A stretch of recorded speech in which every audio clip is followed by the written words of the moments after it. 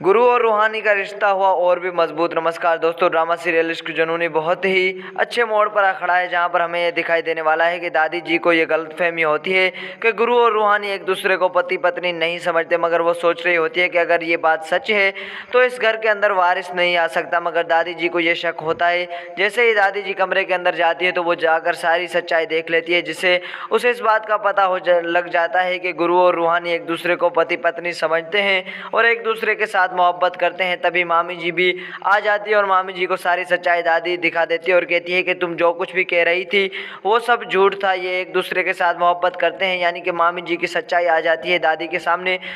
मामी जी यही सोच रही होती है कि गुरु और रूहानी को अलग किया जाए और इनके बीच में नफरत बोई जाए, मगर यहाँ पर दादी जी को जैसे ही इस बात का पता चलता है कि ये एक दूसरे से मोहब्बत करते हैं, तभी वो मामी को कह देती है तुमने जो कुछ भी बताया वो बिल्कुल ही झूठ था। मामी को साफ लफ्ज़ों में दादी जी कह देती है कि तुम तो सिर्फ ही सिर्फ झूठ बोलती आई हो, तुमने आज तक कुछ भी अच्छा नहीं किया और तुम बार बार यही बात कहती आई हो। मगर यहाँ पर बहुत बड़ी सच्चाई ये भी खुलती है कि मामी और मामा जी सिर्फ ही सिर्फ घर से निकलवाना चाहते हैं रूहानी को इस घर के अंदर वो बर्दाश्त नहीं कर रहे। लेकिन दादी जी ये प्यार भरा लम्हा जो गुरु और रूहानी का देखती है तो उससे बिल्कुल ही खुशी हो रही होती है और दादी जी सोच रही होती है कि इस घर के अंदर जल्द ही एक नन्हा सा बच्चा आने वाला है। तभी वो कह देती है मामी को कि तुम जो भी साजिशें करना चाहती हो वो जाकर किसी और जगह पर करो, क्योंकि मैं अपनी बेटी रूहानी को घर से नहीं निकालूंगी, क्योंकि गुरु और रूहानी एक दूसरे से मोहब्बत करते हैं और जल्द ही इस घर को वारिस देंगे।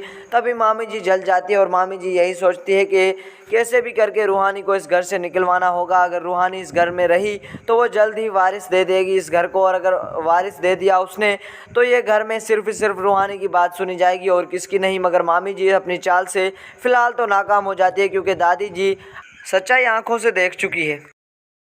तो दोस्तों ये थी हमारी आज की अपडेट। अगर अभी तक आपने मेरा चैनल सब्सक्राइब नहीं किया तो प्लीज़ सब्सक्राइब कर लीजिए, क्योंकि ऐसी लेटेस्ट अपडेट आपको मिलती रहेंगी मेरे चैनल के ऊपर। आप अगर मेरे चैनल पर न्यू हैं तो सब्सक्राइब करना ना भूलिएगा। धन्यवाद।